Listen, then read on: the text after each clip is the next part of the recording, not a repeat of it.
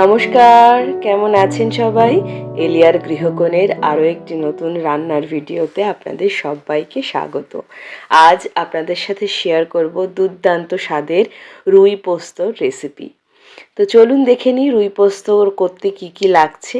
নিয়েছি অবশ্যই রুই মাছ, পোস্ত, কাজু, কিশমিশ, আদা, পেঁয়াজ আর টমেটো। প্রয়োজন মতো লঙ্কা আপনারা আপনাদের মতো দেবেন। আর আমি পুরো রান্নাটা কিন্তু করব সর্ষের তেলে। আমি একটু অন্যরকমভাবে এই রান্নাটা করব। চলুন আমার স্টাইলটা আপনাদের সাথে শেয়ার করি, আশা করি আপনাদের ভালো লাগবে। সমস্ত মশলাগুলোকে আমি মিক্সিং জারে নিয়েছি, ওটাকে একটা পেস্ট বানিয়ে নেব সেই জন্য। আর মাছে ভালো করে কিন্তু নুন হলুদ মাখিয়ে নিচ্ছি।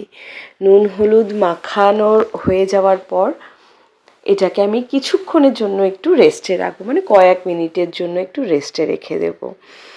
আর ওদিকে কিন্তু আমি ভালো করে ততক্ষণে পেস্টটাকে বানিয়ে নেব। মাছটাকে আমি রেখে দিয়েছি রেস্টে, তারপরে সর্ষের তেল গরম করেছিলাম, ওটা ভালো করে গরম হওয়ার পর কিন্তু মাছগুলোকে ভালো করে ভেজে নেব এপিট ওপিট করে। দেখুন একটা পাশ আমার ভাজা হয়ে গেছে, এবার অন্য পাশটাও ভেজে নিয়েছি। মাছ ভাজা কমপ্লিট। আমি কালো জিরে ফোড়ন দিয়েছি আর দিচ্ছি পেঁয়াজ। পেঁয়াজটাকে সুন্দর করে গোল্ডেন ব্রাউন করে ভেজে নেব। দিলাম একটু নুন আর হলুদ, তাড়াতাড়ি সফট হয়ে যাবে সেজন্য। অল্প একটু পেঁয়াজ দিয়েছি, আর অর্ধেকটা পেঁয়াজ কিন্তু আমি এখানে পেস্টে দিয়েছি। আমি মোট এই রান্নাটাতে একটাই পেঁয়াজ ইউজ করেছি, বেশি একটা পেঁয়াজ ভালো লাগবে না। তো এখানে ড্রাই মশলাগুলো সব দিচ্ছি, একটু হলুদ, জিরে গুঁড়ো, ধনে গুঁড়ো, কাশ্মীরি রেড চিলি পাউডার, আর দিয়েছি কিন্তু এখানে গরম মশলা গুঁড়ো দিয়ে এবার ভালো করে এটাকে আমি কষিয়ে নেব। আর ওই যে মিক্সির থেকে অল্প অল্প করে গরম জল দিচ্ছিলাম, মিক্সি ধুয়ে জল। লঙ্কা আমি এখানে দিলাম আমার প্রয়োজন মতো, আপনারা অবশ্যই আপনাদের প্রয়োজন মতো লঙ্কা দেবেন। আপনারা হয়তো সবাই এতদিনে জেনে গেছেন, আমার বাচ্চা আছে বাড়িতে, তাই আমি লঙ্কাটা একটু কমই দিই।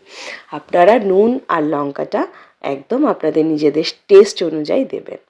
তো আমি এখানে অল্প অল্প করে উষ্ণ গরম জল দিয়ে কিন্তু কষিয়ে নিচ্ছি রান্নাটাকে। খুব ভালো করে এটা কষাতে হবে, না হলে ওই মশলাগুলোর না একটা কাঁচা ফ্লেভার চলে আসে। সেই জন্য দেখুন খুব ভালো করে আমি কষাচ্ছি, আর তেলও কিন্তু সাইড থেকে ছাড়তে শুরু করে দিয়েছে। আমি আমার প্রয়োজন মতো এখানে গরম জল দিয়ে দিয়েছি। আপনারা যেরকম আপনাদের গ্রেভি রাখতে পছন্দ করেন সেই রকম হিসাবে কিন্তু জল অ্যাড করবেন। তো ঝোলটা ফুটে উঠলে তারপর আমি মাছগুলোকে এক এক করে এখানে অ্যাড করে দিচ্ছি। আর কালারটা কিন্তু এখনও প্রপার আসেনি, যতক্ষণ ফুটবে প্রপার ফুটে উঠলে কিন্তু সুন্দর একটা কালার আসবে। ভীষণ সুন্দর হয়েছিল খেতে। কারণ আমি যেহেতু ভয়েস ওভারটা পরে দিচ্ছি সেহেতু বলে দিলাম আপনাদেরকে কেমন হয়েছিল খেতে। আমি ধনেপাতা দিলাম, এটা একদম অপশনাল, আপনারা চাইলে দিতেও পারেন, চাইলে নাও দিতে পারেন। তবে ধনেপাতা দিলে না টেস্টটা একটু ভালো হয়। এই যে দেখুন কালারটা অসাধারণ এসেছিল, ঠিক এরকমই কালার এসেছিল। আর রুই পোস্ত প্রায় রেডি হয়ে গেছে আমার। এই যে লাস্ট দেব একটু কসুরি মেথি, ভীষণ ভালো হয় এই মেথির জন্য, না আরও টেস্টটা অনেক বেশি ইনহ্যান্স করে। তো একদম রেডি হয়ে গেছে আমার রুই পোস্ত। একটু গ্রেভিটা কমই রেখেছি, এটা একটু মাখো মাখো ভালো লাগে। এবার এটাকে সার্ভ করে নেব। তো আমার রুই পোস্ত ইজ রেডি টু সার্ভ। একদম আমার স্টাইলটা আপনাদের সাথে শেয়ার করলাম, আশা করি আপনাদের ভালো লাগবে। তো যদি আমার ভিডিওটা কোথাও একটুও ভালো লেগে থাকে তাহলে একটু লাইক করে যাবেন, কমেন্ট করে জানাবেন কেমন লাগলো। আপনাদের মূল্যবান কমেন্ট আমার কাছে ভীষণ গুরুত্বপূর্ণ।